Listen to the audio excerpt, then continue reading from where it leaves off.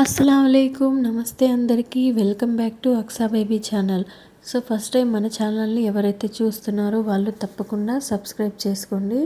ఈరోజు నేను gravy chicken ఎలా చేయాలో చూపించబోతున్నాను. తప్పకుండా అందరూ ట్రై చేయండి, చాలా టేస్టీగా ఉంటుంది. సో ఇది రోటీలోకి కానీ, జీరా రైస్ కానీ, బగారా రైస్లో కానీ సూపర్ కాంబినేషన్ అనమాట. తప్పకుండా ట్రై చేయండి, ఎలా ఉందో నాకు చెప్పండి. సో ఫస్ట్ ఒక కడాయి తీసేసుకోండి, అందులోకి కొంచెం ధనియాలు, ఒక 2 టేబుల్ స్పూన్ ధనియాలు వేసుకోండి, కొంచెం షాజీరా, 2 లవంగాలు, ఒక 2 దాల్చిన చెక్క, ఒక బిర్యానీ ఆకు, 2 ఇలాచీ వేసేసి ఈ విధంగా బాగా ఫ్రై చేసేసుకోండి. ఇది కొంచెం దూరగా వేయించుకొని చల్లార్చడానికి పక్కన పెట్టేసుకోండి, స్టవ్ ఆఫ్ చేసి. సో మిక్సీ జార్లోకి చల్లార్చిన తర్వాత మిక్సీ జార్లోకి తీసుకోండి, ఈ విధంగా పక్కన పెట్టి. ఇప్పుడు ఇదే కడాయిలో ఒక 2 టేబుల్ స్పూన్ ఆయిల్ వేసేసి, ఒక గుప్పెడు కాజు తీసేసుకొని ఇందులో వేసేసి బాగా ఫ్రై చేసుకోండి. లైట్గా, ఎక్కువగా కాదు, కొంచెం లైట్గా ఫ్రై చేయండి. సో కాజు కొంచెం ఫ్రై అయిన తర్వాత ఇందులో మనం ఒక 2 పెద్ద ఆనియన్స్ కట్ చేసేసి ఇందులోకి వేసి ఫ్రై చేసేసుకోవాలి. ఆనియన్ కొంచెం ఫ్రై అయిన తర్వాత బ్రౌన్ కలర్లో వచ్చేంత వరకు బాగా ఫ్రై చేయండి. ఆనియన్ ఫ్రై అయిన తర్వాత ఇందులోనే నేను ఒక 3 టమాటాలు పెద్దవి బాగా కట్ చేసేసి ఇందులోకి వేసేసి దీన్ని కూడా ఫ్రై చేసేస్తాం. సో ఈ విధంగా మొత్తం ఫ్రై అయ్యాక బాగా ఈ విధంగా ఫ్రై అయిపోవాలి. తర్వాత స్టవ్ ఆఫ్ చేసి దీన్ని చల్లార్చిన తర్వాత మిక్సీ జార్లోకి వేసేసి గ్రైండ్ చేసుకోండి మెత్తగా, పేస్ట్ లాగా.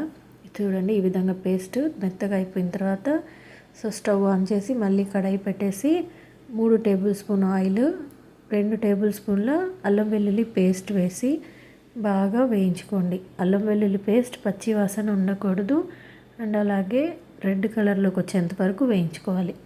సో ఇది బాగా వేగాక ఇందులోనే మనము బాగా శుభ్రంగా కడిగేసిన చికెన్ తీసుకొని చికెన్ ముక్కలకి బాగా ఫ్రై అయ్యేంత వరకు కొంచెం సేపు ఉడికించుకోండి. తర్వాత ఇందులో కొంచెం పసుపు, మీకు టేస్ట్కి తగ్గట్టు కారము, ఉప్పు, గరం మసాలా కొంచెం, ధనియాల పొడి కొంచెం వేసేసి బాగా ఫ్రై చేసుకోండి. సో చికెన్ ముక్కలకి బాగా కారం, ఉప్పు పట్టి తర్వాత నూనె పైకి తేలేంత వరకు ఈ విధంగా ఫ్రై చేయండి. తర్వాత ఈ విధంగా బాగా ఫ్రై అయ్యాక ఇందులో మనము పేస్ట్ చేసి పెట్టుకున్న మసాలాని ఇందులోకి వేసేయండి. ఈ మసాలాలోనే చికెన్ అనేది బాగా ఉడుకుతుందన్నమాట. సో గ్రేవీ చికెన్ అనమాట. ఇది చాలా సింపుల్గా ఉంటుంది, ఇంకా చాలా టేస్టీగా ఉంటుంది. సో ఇప్పుడు నేను ఉప్పు వేసాను, ఉప్పు వేసేసి కొంచెం ఇందులో జార్లో వాటర్ కలిపి ఇందులో వేసాను అనమాట. తర్వాత ఒక 10 నిమిషాలు ఈ విధంగా సిమ్లోనే ఉడికించుకోండి, లో ఫ్లేమ్లో. చికెన్కి బాగా మసాలా లోపల వరకు పట్టేంత వరకు ఉడికించుకోండి. చికెన్ అనేది పచ్చిగా కూడా ఉండకూడదు. తర్వాత దీంట్లో ఒక 2 లేదా 1 గ్లాస్ వాటర్ వేసేసి కొంచెం సేపు కొంచెం కొత్తిమీర వేసి మూత పెట్టేసి ఒక 10 నిమిషాలు లేదా 15 నిమిషాలు బాగా చికెన్ ఉడికేంత వరకు ఉడికించుకొని, చికెన్ ఎప్పుడైతే ఉడుకుతుందో తర్వాత లో ఫ్లేమ్లోకి పెట్టేసి మనం గ్రేవీ లాగా వచ్చేంత వరకు దీన్ని బాగా ఉడికించేసుకొని తర్వాత కొంచెం కొత్తిమీరతో సర్వ్ చేసుకొని మీరు దేంట్లోకైనా చపాతీలకు కానీ సూపర్గా ఉంటుంది. తప్పకుండా వీడియో నచ్చితే